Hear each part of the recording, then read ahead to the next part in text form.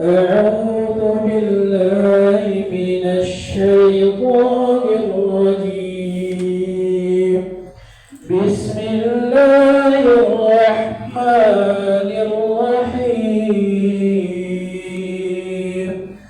سبح لله ما في السماوات وما في الأرض وهو العزيز الحكيم. يا أيها الذين آمنوا لم تقولون ما لا تفعلون كبر مقتا عند الله أن تقولوا ما لا تفعلون. إن الله يحب الذين يقاتلون في سبيله صفا كأنهم بنيان مرصوص.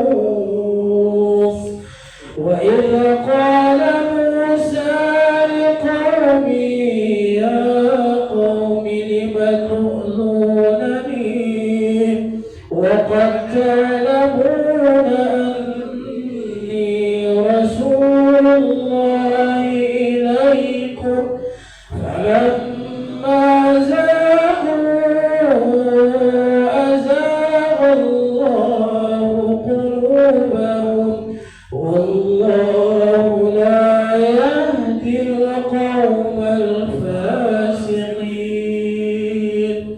وإذ قال عيسى ابن مريم يا بني إسرائيل إني رسول الله إليكم مصدقا لما بين يدي من التوراة ومبشرا برسول يأتي من بعد اسمه أحمد. فلما جاءهم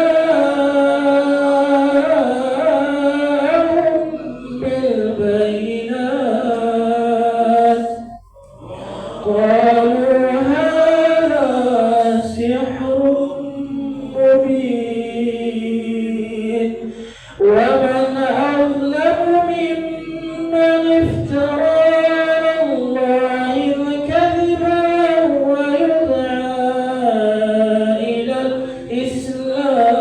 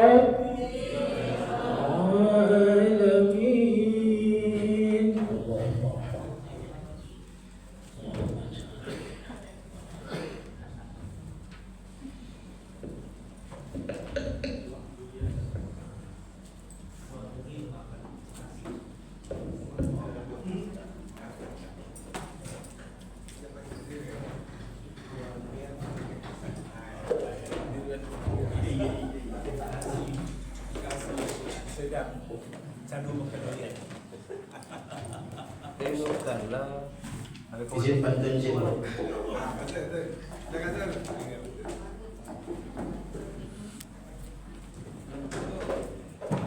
Melihat bintang di malam hari, bintang terang indah sekali. Zakat fitrah jangan dihindari, sebagai pembersih harta dan diri. Bismillahirrahmanirrahim. Assalamualaikum warahmatullahi wabarakatuh. Waalaikumsalam warahmatullahi wabarakatuh. Innal hamdalillah nahmaduhu wa nasta'inuhu wa nastaghfiruh wa na'udzu billahi min shururi anfusina wa min sayyiati a'malina. May yahdihillahu fala mudilla lahu wa may yudlilhu fala hadiya lahu. Asyhadu an la ilaha illallah wa asyhadu anna Muhammadan abduhu wa rasuluh la nabiyya ba'da, amma ba'd. First of all praises to Allah Subhanahu wa Ta'ala for His blessing and grace so that we can assemble today. Secondly, my salawat and salam be on our Prophet Muhammad Sallallahu Alaihi Wasallam, who has guided us from dark era into this civilization. Thirdly, I would like to thanks to the ladies and gentlemen who has given me to the MC today. Before we begin our Islamic lecture, let us say Basmalah. Bismillahirrahmanirrahim. Baiklah, saya tidak akan memperpanjang mukadimah. Langsung saja kepada Al-Mukarram Dr. Andes Haji Wardas Tanjung MSI. Kepada Al-Mukarram disilahkan.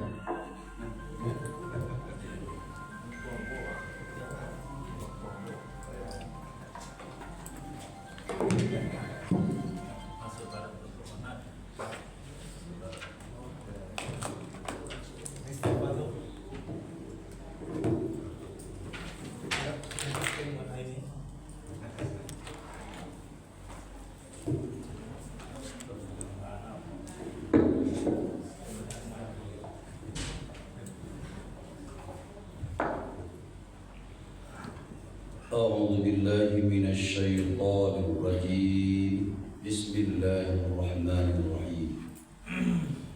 السلام عليكم ورحمة الله وبركاته. Waalaikumsalam warahmatullahi wabarakatuh. الحمد لله الذي أحيانا بعدما أماتنا وإليه النشور. أشهد أن لا إله إلا الله وحده لا شريك له وأشهد أن محمدا عبده ورسوله صلى الله عليه وسلم لا نبي بعده. اللهم فصل وسلم وبارك على هذا النبي الكريم وعلى آله وصحبه أجمعين. أما بعد، قال الله تعالى في القرآن العظيم: أعوذ بالله من الشيطان الرجيم.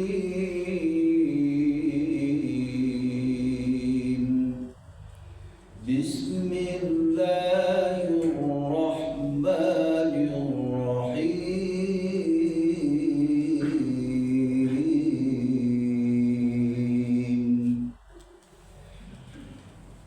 قل يتوفاكم ملك الموت الذي وكل بكم ثم إلى ربكم ترجعون.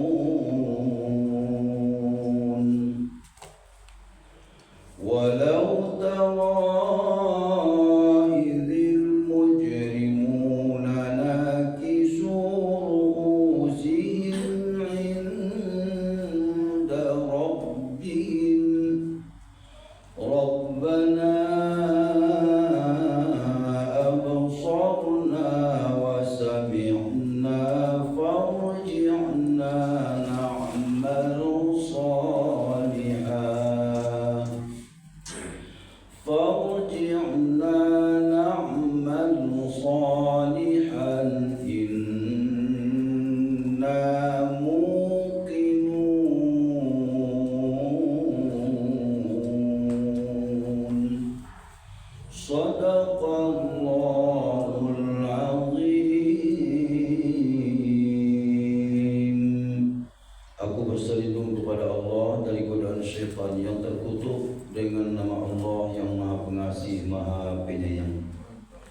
Katakanlah wahai Muhammad, malaikat maut yang diserahi tugas untuk mencabut nyawamu akan mematikan kamu.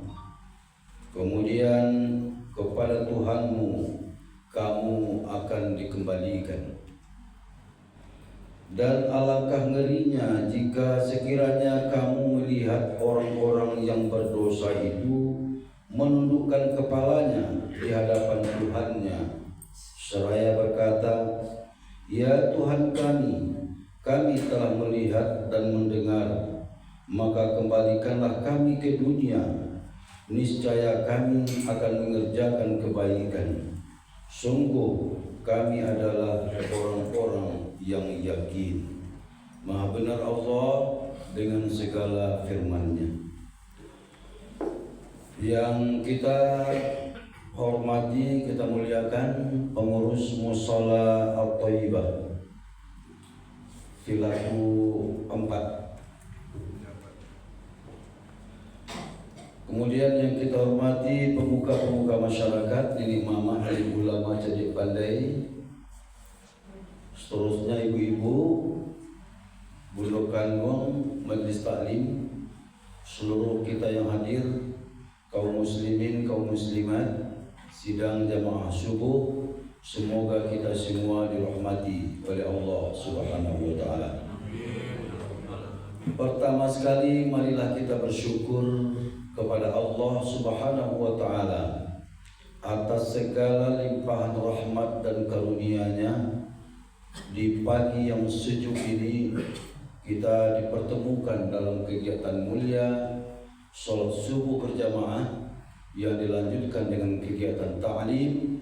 Semoga Allah meridhai, memberkahi dan membalasi kita dengan pahala yang berlipat ganda. Amin ya rabbal alamin. Salam dan salawat kepada junjungan kita Nabi besar Muhammad sallallahu alaihi wasallam dengan ucapan Allahumma shalli ala Muhammad wa ala ali Muhammad. Bapak-bapak dan ibu-ibu yang saya muliakan, pertama sekali saya mohon maaf karena dulu pada tanggal 3 Maret kalau tidak salah itu jadwal saya memberikan ceramah Ramadan di sini. Tapi pada waktu bersamaan di masjid dekat rumah saya, kebetulan saya juga ketua masjid di sana, mendapat kunjungan safari Ramadan tim 1 yang dipimpin langsung oleh Bapak Wali Kota.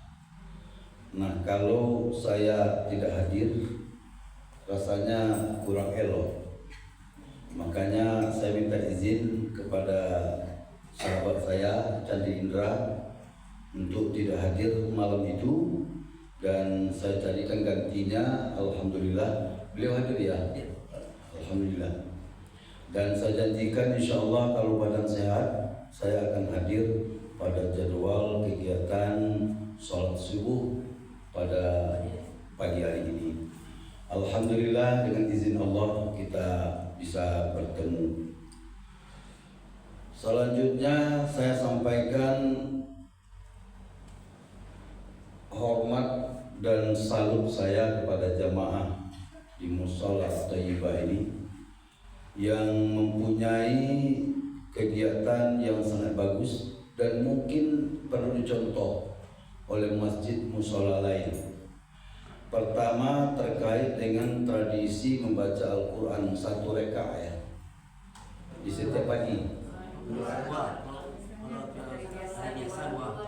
Setelah Isya, setelah maghrib, setelah Isya, setelah subuh. Subuh saja, ini maghrib dan subuh. Alhamdulillah. Zuhur juga. 2 rakaat. Begitu hebat sekali. Jadi ini tradisi yang bagus. Saya sarankan untuk tetap dipelihara, tetap dirawat, dan tetap dijaga rutinitasnya. Ini luar biasa sekali. Mudah-mudahan musholanya kecil, tetapi jamaahnya berkualitas. Udah khatam ke-11. Khatam. Khatam ya? Sekali 6 bulan. Sudah yang ke-11 nih khatam. Yang langsung. Masya Allah, luar biasa. Jadi sudah sejak berapa ini kegiatan ini biasa Bapak? 2022. Masya Allah. Jadi saya tadi sengaja ambil videonya, saya coba share ke ke medsos. Mudah-mudahan ada yang termotivasi gitu ya. Ini kebiasaan yang bagus itu tidak apa-apa. Ya, kabar-kabar baik itu segera kita beritahu orang lain. Yang baik-baik tidak apa-apa. Ini kan amanah juga. Dalam Al-Quran disebutkan dalam surat apa tuh? Surat Fa'amma bi ni'mati rabbika fahaddits. Dalam surat jadi itu perlu kita sebarluaskan. Fa'amma bi ni'mati rabbika fahaddits. Jadi nikmat ini suatu kegiatan yang membawa manfaat, dan kalau itu kita sebarkan ke yang lain, lalu yang lain itu termotivasi, ini kan luar biasa. Ya, baik. Bapak-bapak dan ibu sekalian, sekarang sudah masuk ke hari yang ke-25 ya. Puasa yang ke-24 itu kalau Ramadannya dimulai Rabu. Jadi di sini Rabu ya. Samoa. Nah, Ambo ingin dulu menyampaikan sekete apa yang pernah dijelaskan oleh Imam Al-Ghazali. Apa kata Imam Al-Ghazali itu? Bahwa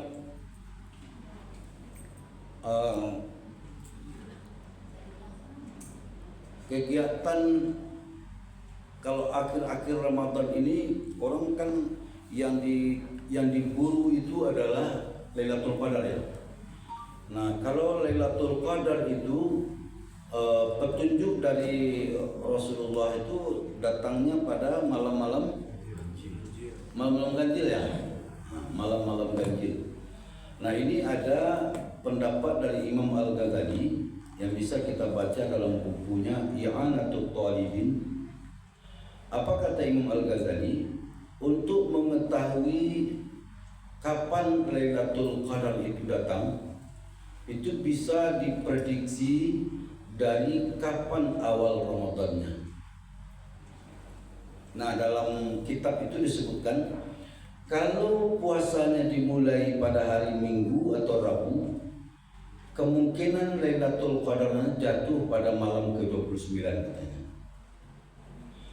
Terus kalau Ramadannya diawali pada hari Senin, maka Lailatul Qadar itu kemungkinan jatuh pada malam ke-21. Kemudian kalau awal Ramadannya Selasa atau hari Jumat, maka Lailatul Qadarnya akan jatuh pada malam ke-27. Lalu kalau awal Ramadannya hari Kamis, maka Lailatul Qadarnya kemungkinan jatuh pada hari atau malam ke-25. Dan kalau awal Ramadannya itu hari Sabtu, maka Lailatul Qadarnya jatuh pada malam ke-23. Ini kata Imam Al-Ghazali dalam bukunya I'anatul Talibin itu, halaman 1331 kalau tidak salah ya. Mungkin timbul pertanyaan, bagaimana kalau puasa hari kita berbeda-beda? Kayak tadi kemarin ada yang puasa hari Rabu, ada yang puasa hari Kamis. Kita serahkan semuanya kepada Allah SWT. Makanya Rasulullah pada 10 Ramadan terakhir itu beliau fokus dan konsentrasi di masjid. Memang ada apa-apa petunjuk-petunjuk bahwa Lailatul Qadar itu jatuh pada malam-malam ganjil. Tetapi kapan? Ini kan soal rahasia Allah. Makanya kita serahkan semuanya kepada Allah Subhanahu wa taala. Berjuanglah, berusahalah, kejarlah Lailatul Qadar itu dengan i'tikaf di masjid. Bagaimana kalau kami tidak di masjid, kami di mushola? Tidak apa-apa. Lanjutkan kegiatan i'tikafnya itu. Dan perbanyaklah berdoa, karena ini yang ditunjukkan oleh Rasulullah ketika istri beliau Siti Aisyah bertanya, "Ya Rasulullah, apa doa yang seharusnya aku baca ketika malam Lailatul Qadar itu tiba?" Maka jawab Rasulullah, "Bacalah Allahumma innaka afuwun tuhibbul afwa fa'fu anni." Ibu-ibu dan bapak-bapak sekalian, tidak hanya di malam Lailatul Qadar doa itu perlu kita baca. Di sepanjang hari selama Ramadan ini, bahkan di luar Ramadan, perbanyaklah membaca doa itu. Karena ini luar biasa. Saya mencoba mempelajari, ada doa Allahumma ghfirli wa liwalidayya warhamhuma kama rabbayani shaghira. Allahumma ghfir lana dzunubana, dan seterusnya itu. Apa bedanya dengan kita membaca Allahumma innaka afuwun tuhibbul afwa fa'fu anni atau fa'fu anna? Apa bedanya? Padahal artinya sama. Allahumma ighfir lana artinya ya Allah ampuni aku. Allahumma ighfir lana dzunubana, ya Allah ya Tuhan ampuni dosa-dosaku, dosa-dosa kami. Kalau Allahumma innaka afuwun tuhibbul afwa fa'fu anni atau fa'fu anna, sama. Ya Allah ya Tuhan, Engkau Maha Pengampun, Engkau mencintai keampunan. Fa'fu anni fa'fu anna, ampuni aku, ampuni kami ya Allah. Sama-sama minta keampunan Allah. Tapi ada yang berbeda di situ. Apa bedanya? Kalau Allahumma firli, Allahumma fir lana, itu asalnya dari mikfar. Mikfar itu kalau kita baca ya, itu adalah lapisan penutup. Nah, jadi di masa Rasulullah itu kan banyak perang. Jadi para sahabat yang ikut perang memakai mikfar. Nah, mikfar itu artinya baju besi yang melindungi. Untuk melindungi apa? Untuk melindungi badan, melindungi wajah dari serangan-serangan anak panah. Mereka pakai mikfar. Itu mikfar.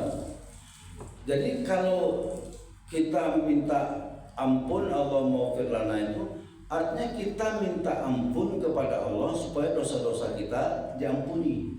Nah, kalau dosa-dosa itu tidak diampuni, maka dia akan menjadi penghalang kita untuk bisa masuk surga, menjadi penghalang kita untuk berkomunikasi dengan Allah, menjadi penghalang bagi kita untuk mendapat kebaikan, menjadi penghalang bagi kita untuk mendapatkan kemudahan dan segala macam. Jadi dosa itu menjadi penghalang. Itu sebabnya kita minta keampunan Allah supaya dosa kita diampuni. Tujuannya apa? Supaya tidak ada penghalang antara kita dengan Allah, tidak ada penghalang antara kita dengan surga. Ya kan? Nah, ibu-ibu dan bapak sekalian, kalau sekedar meminta ampun dan Allah mengampuni dosa kita, artinya dosa kita masih ada. Dosa kita masih ada. Nah, Allahumma innaka afuwun, yang afuwun itu justru lebih jauh lagi pemahamannya, pengertian dari itu. Dalam kisah atau penjelasan itu diungkapkan kalau afun itu seperti orang berjalan di gurun pasir. Jadi orang berjalan di gurun pasir, maka ada jejak-jejak yang tertinggal. Ketika jalan, kaki yang satu lagi ke depan, maka setiap jejak kaki itu dia ada bukti, ya masih membekas ya. Nah, terus datang angin kencang, maka jejak tadi itu terhapus, berarti bersih. Nah, itulah yang afuun itu. Jadi tidak hanya sekedar kita minta keampunan Allah, tetapi sekaligus kita minta dihapus segala jejak-jejak dosa yang pernah kita perbuat itu. Maka dengan demikian, afuun itu sesungguhnya adalah lebih jauh dari maghfirah, keampunan yang akan diberikan oleh Allah Subhanahu wa taala. Karena dengan afuun itu terhapus semua jejak-jejak dosa kita. Dengan demikian pula, maka tidak ada penghalang antara kita untuk masuk ke surga. Tidak ada penghalang antara kita dengan Allah ketika kita berdoa. Tidak ada penghalang antara kita dan kebaikan. Jadi kebaikan juga akan terhalang datangnya ke kita ketika dosa masih banyak. Kemudahan-kemudahan juga akan terhalang ketika kita masih banyak berdosa. Nah, kalau semua jejak-jejak dosa itu telah terhapus, maka insya Allah tidak ada lagi penghalang untuk kita masuk ke surga. Maka itulah sebabnya di penghujung Ramadan ini perbanyaklah membaca doa Allahumma innaka afuwun tuhibbul afwa fa'fu anni. Ibu dan bapak sekalian, itu satu ya. Yang kedua, tadi saya bacakan surat As-Sajdah ayat 11 dan 12. Imam kita tadi juga sudah baca itu. Ayat ini paling tidak mengingatkan kepada kita tentang dua hal. Pertama, Allah menjelaskan bahwa kematian itu pasti akan datang. Kenapa? Karena sudah ada malaikat yang khusus ditugasi untuk mencabut nyawa kita. Siapa malaikatnya? Israel. Malaikat Israel itu kerjanya itu aja, mencabut nyawa manusia. Itu kerjanya, tidak ada lain. Dan setiap kita akan didatangi oleh Israel itu. Artinya kita semua akan mati. Inilah dikatakan oleh Allah dalam ayat ke-11, ya, malaikat maut yang diserahi untuk mencabut nyawamu akan mematikan kamu. Kemudian kepada Tuhanmu kamu akan dikembalikan. Jadi ini sebuah kepastian bahwa kematian itu pasti datang. Yang kedua, di ayat ke-12 itu diungkapkan bagaimana menyesalnya orang-orang yang berdosa. Kenapa? Karena nanti ketika kita telah meninggal dunia, kita dihisab, bahkan di alam kubur kita sudah dimintai pertanggungjawaban. Maka orang-orang yang banyak berdosa itu akan tahu bahwa apa yang dia buat di muka bumi selama ini belum maksimal, dan dia menyesal bahwa azab Allah itu segera datang kepada dia, termasuk di alam kubur pun. Maka saat itulah orang-orang yang banyak berbuat dosa, dia meminta kepada Allah, ya Allah, kembalikanlah kami ke dunia. Hanya dikatakannya, farji'na na'mal salihah. Ya Allah, kembalikan lagi kami ke dunia, na'mal salihah, kami akan berbuat kebaikan. Tapi semua itu kan tidak mungkin. Ini sebuah penyesalan saja. Ya, sebuah penyesalan saja. Oleh karena itu ada kisah yang menarik terjadi di masa Rasulullah SAW. Mungkin di antara kita sudah sering atau pernah mendengar kisah itu. Dialami oleh namanya Sa'ban. Pernah ya dengar Pak Ibu? Kisah Sa'ban. Sa'ban itu adalah sahabat Rasulullah. Dia termasuk sahabat yang sangat rajin sholat jamaah bersama Rasulullah. Rumahnya cukup jauh. Dalam riwayat disebutkan ada sampai sekitar 3 atau 4 kilo lah. Dari situ, dari rumahnya dia tetap pergi berjamaah bersama Rasulullah di masjid. Lalu suatu kali selesai sholat subuh, Rasulullah yang mengimami sholat berbalik dan menghadap ke jamaah. Jadi ini etika jadi imam. Kalau imam itu selesai jamaah masjid sholat, dia harus menghadap ke jamaahnya. Untuk apa itu?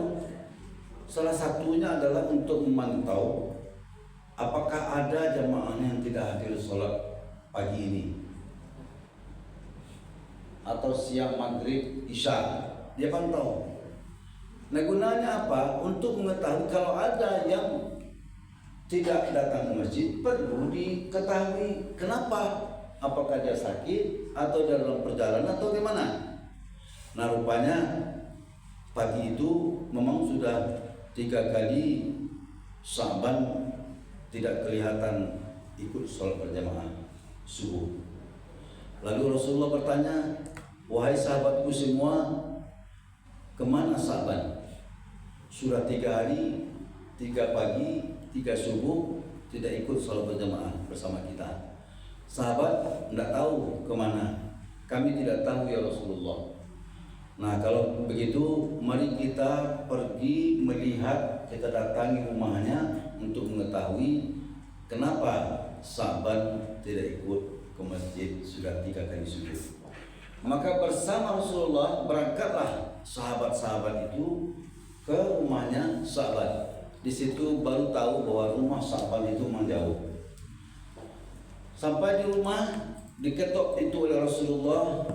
Assalamualaikum warahmatullahi wabarakatuh. Waalaikumsalam warahmatullahi wabarakatuh. Terdengar suara dari dalam, lalu dia keluar. Yang keluar ternyata adalah istrinya Sa'ban. Rasul bertanya,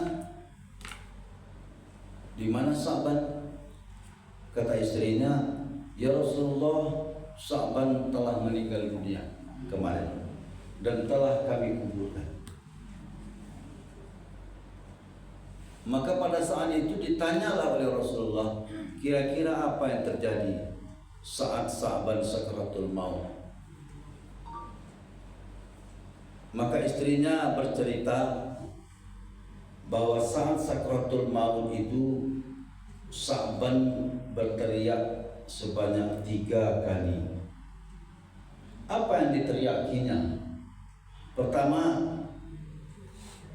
kenapa tidak lebih jauh? Yang kedua dia berteriak, kenapa tidak seluruhnya? Dan yang ketiga sahabat berteriak, kenapa tidak yang baru? Lalu Rasul bertanya kepada sahabat, wahai sahabatku semua, tahukah kalian apa yang diteriaki oleh Sa'ban? Sahabat menjawab, kami tidak tahu ya Rasulullah. Lalu Rasul menjelaskan, teriakan pertama Sa'ban itu ketika sakaratul maut, Allah perlihatkan kepadanya bagaimana pembalasan yang diberikan oleh Allah kepada Sa'ban atas setiap langkah kakinya yang berangkat untuk sholat berjamaah ke masjid. Rupanya diberikan pahala yang luar biasa. Dibuatkan untuk Sa'ban itu singgasana mewah di surga. Diperlihatkan itu kepada Sa'ban. Maka disitulah Sa'ban menyesal. Ya Allah, kenapa tidak lebih jauh? Sejauh itu saja sudah seperti ini pembalasan dari Allah Subhanahu wa taala. Aku hendak lebih jauh rumah ambo dari masjid supaya semakin banyak langkah, semakin banyak pembalasan dari Allah Subhanahu wa taala. Yang pertama, yang kedua, kenapa tidak seluruhnya? Rupanya Sa'ban punya kebiasaan setiap dia berangkat ke masjid itu dia membawa sepotong roti. Ibu bapak menelapai haji ke Mekah atau umrah akan tahu tuh berapa lawihnya roti Mekah itu ya. Itu yang selalu dibawa oleh Sa'ban. Kemudian air satu termos kecil itu. Ya, kalau kita bawa sekarang suasananya termos ketek lah, Pak Ujan. Ada pergi, rupanya dalam perjalanan dia ketemu dengan seorang nenek yang kelihatannya kelaparan. Maka dia kasihan, dia bagi 2 roti itu. Separuh dia serahkan kepada sang nenek, yang separuh lagi dia bawa untuk bekalnya. Nah, rupanya kebaikan Sa'ban membantu memberi orang-orang yang kelaparan seperti nenek itu diperlihatkan pula pahalanya oleh Allah Subhanahu wa taala. Diperlihatkan pula bagaimana singgasana mewah disediakan untuk Sa'ban karena dia membantu orang yang kelaparan dengan separuh potongan roti. Maka di situ Sa'ban berteriak, kenapa tidak seluruhnya? Separuh roti diambil lah sepertiga balasan oleh Allah Subhanahu wa taala. Apalagi kalau seluruh roti tadi di akhirnya tentu 2 kali lipat kemewahan yang akan didapatkan oleh Sa'ban. Rupanya ini rahasianya Bapak. Teriakan kenapa tidak seluruhnya. Dan yang ketiga Sa'ban berteriak, kenapa tidak yang baru? Jadi kebiasaan lain dari Sa'ban itu adalah dia berpakaian jaketnya 2 lapis. Kalau pagi itu, karena jarak yang jauh dan udara dingin, makanya pakai jaket 2 lapis. Kebetulan beberapa waktu sebelumnya Sa'ban membeli jaket yang baru. Nan lama tetap dipakai. Maka dia pakailah jaket yang baru itu di lapisan dalam, jaket yang usang dia pakai di lapisan luar. Rupanya dalam perjalanan pada pagi yang lain, Basuro di orang tua, kakek tua yang kedinginan di pinggir jalan. Lalu dia ibu Sa'ban kasihan, maka dibukanya 1 lapis jaket, dia berikan kepada kakek yang kedinginan itu. Nah, rupanya kebaikan hatinya menolong kakek yang kedinginan itu diperlihatkan pula pembalasannya oleh Allah Subhanahu wa taala. Maka saat itulah dia terkaget-kaget, terkagum-kagum. Jaket usang saja nanam bagian letak kahiku pembalasan dari Allah. Apalagi kalau jaket baru. Ibu-ibu dan bapak sekalian, apa pelajarannya di situ? Kalau kabar lagi, nanti elok narancak ika lah. Jangan deh kurang diakian tuh kayak kepatang saudara-saudara banyak yang kena korban banjir. Berkurang diakian pakaian-pakaian lusuh hendak pakai Jawa. Bukan begitu cara memberi, tapi dicarikan pakaian yang memang layak mereka pakai. Kalau baru di balian baju baru itu yang diantar. Itu contoh. Bersedekah macam itu loh. Ya sedekah itu nang piti-piti tagok lah. Bila piti-piti lusuh. Itu kan banyak kan masuk celengan itu piti-piti lusuh lah. Piti barana cok lusuh Pak. 2000. Piti 1000, piti 2000. Kan itu nana cok masuk ke dalam celengan karena tempat singgahnya banyak. Singgah di dapau, singgah di tangan anak, singgah di parkiran, singgah di mana-mana. Maka kalau banyak tempat singgah, lusuh piti itu. Oleh karena itu kalau mau bersedekah, sedekahkanlah yang piti tagok-tagok. Piti barang yang biasa tagok-tagok. Piti mau puluh, piti 100 umpamanya. Itu piti tagok supaya nanti apa kita tidak menyesal. Karena akan diperlihatkan oleh Allah. Nih piti lusuh saya nan 2000 pemasukan letakaiku pembalasan dari Allah. Apalagi kalau piti tagok 52 dan 100 gitu aja. Tentu akan luar biasa lagi pembalasan dari Allah Subhanahu wa taala. Jadi ingat-ingatlah surat As-Sajdah ayat ke-12 ini supaya kita tidak menyesal nanti saat kita sakaratul maut. Awak kan mengalami sakaratul maut sudah kena antah beko antah bisu, tidak tahu lah nanjale seluruh awak akan menghadapi sakaratul maut. Artinya apa? Suatu waktu nanti di akhir hayat kita akan melihat semua amal kebajikan yang pernah awak lakukan dan pembalasannya. Makanya ketika ada orang meninggal dunia, di akhir hayatnya itu dia tersenyum, mungkin saja, dan itu bisa dipastikan bahwa yang diperlihatkan Allah kepada dia adalah gambaran surga yang indah. Tapi kalau kanyangnya berkarui, ya, ketakutan, bisa jadi yang diperlihatkan oleh Allah itu adalah kerja-kerja semasa hidup di dunia yang banyak membohongi orang lain, yang banyak menzalimi orang lain, banyak memfitnah dan segala macam. Maka agar semua penyesalan itu tidak terjadi, mari kita coba dari sekarang. Kok kalau sedekah titik tagok-tagok masukkan ke dalam celengan. Aku ada Pak Bu. Ini bersedekah karena adanya ada kaji ustaz, bersenyum saya ke orang lain yang senang hati orang lain itu just senyum awak itu daripada. Maka ketika celengan lalu biasa senyum mencari celengan lalu. Nah kalau celengan lalu tidak bisa dengan senyum, tapi jepiti tagok-tagok tadi baru jempas. Barangkali demikian. Terima kasih. Jadi kamu lihat ya Pak? Boleh. Assalamualaikum dulu. Assalamualaikum. Ustaz. Nah, Alhamdulillah kesuji Ustaz. 14. Beliau kok kata tu ibu. Oh iya betul. Ini Deperdil. Humas Deperdil. Jadi nak bertanya Ustaz, ini keperjalanan mimpi saya ini sahabat. Ya sahabat. Aku itu ada hubungan jawab bulan sahabat. Aceh kamu. Yang kedua perjalanan sahabat ke Masa Jiwa. Kini sahabat kok siko banyak kok jauh-jauh jalan ada rumah. Jadi pahala yang didapat sahabat tu kan di jauh perjalanannya ke Masa Jiwa tadi. Tapi kami yang daki-daki kok kira juga ketik lupa.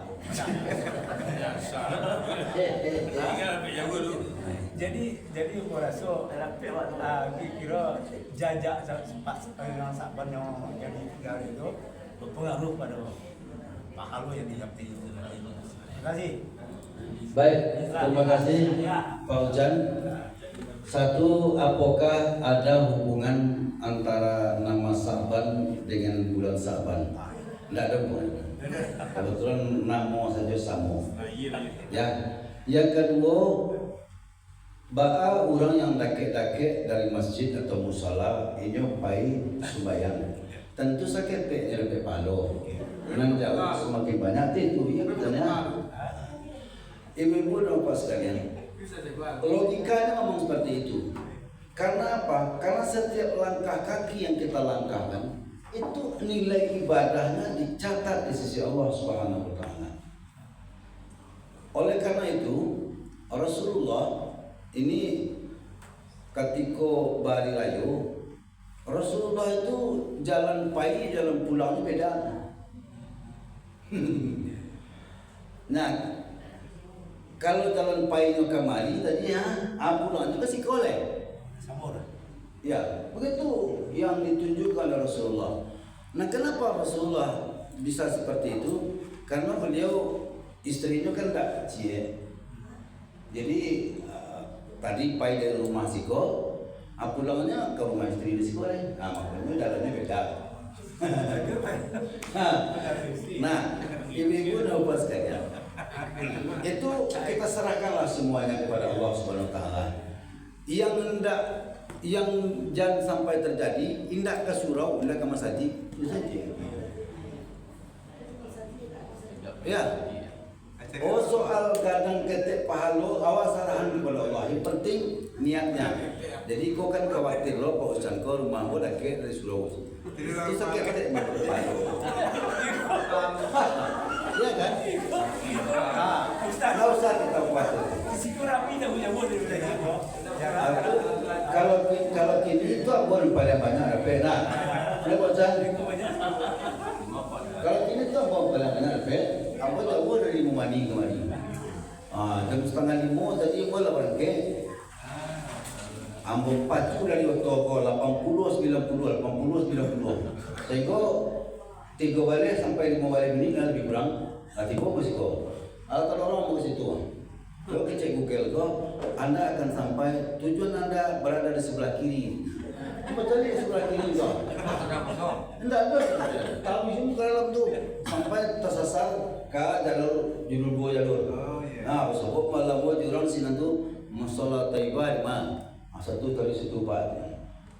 Latih bono pada siko. Amo tanya oleh ada oleh ibu pai sembahyang ke Masjid Baitur Rahman ya.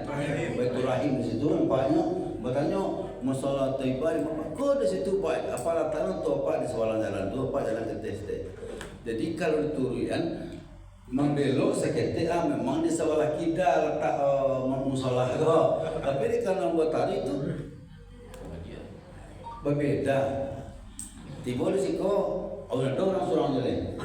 Ambo kazan pas tiba situ waktu masuk ambo kazan main dia tidak tahu. Benda berbeza tu. Jadi yang penting niat awal. Yang jangan sampai terjadi itu rumah ada ke surau, rumah ada ke masjid, rumah ada ke musola, tapi itulah tempat terjauh yang tak pernah bisa dikunjungi. Apa itu Bayo. Ini ke Malaysia, ke Singapura, ke Jepang, ke Korea, di Sultan. Tapi nan surau di musola, masjid di rumahnya, tak kantornya di merah itu di mana? Kalau itu yang terjadi, aku yo naudzubillah. Ya, jadi tidak salah pikir mana itu serahkan seluruhnya kepada Allah Subhanahu Wa Taala.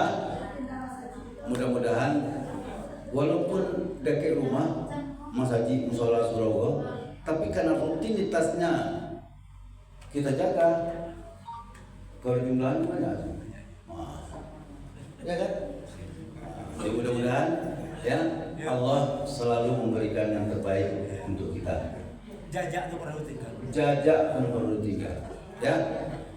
Jadi ibu apa? Agar tidak dosa, aku tidak dosa agar tidak dosa kita dihapus oleh Allah Subhanahu Wa Taala, maka perbanyaklah membaca doa. Allahumma innaka afuwwun tuhibbul afwa fa'fu anni.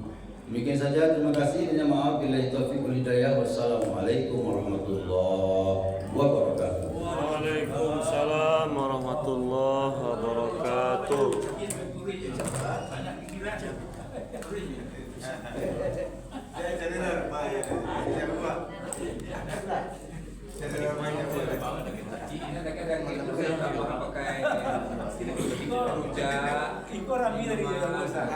Baiklah, alhamdulillah kita ucapkan kepada Allah Karim yang telah menyampaikan ilmunya kepada kita semua. Semoga apa yang beliau sampaikan dapat menjadi amal kebaikan kepada kita semua. Amin amin ya Allah. Selanjutnya untuk Ustaz Malam yang berceramah adalah Dr. Anies Haji Arnius Katib Mandaro atau Ustaz Roma. Nanti malam. Dengan jazakallah khairan katsiran kepada Ustaz, kita ucapkan banyak maaf. Wabillahi taufiq wal hidayah. Assalamualaikum warahmatullahi wabarakatuh. Waalaikumsalam.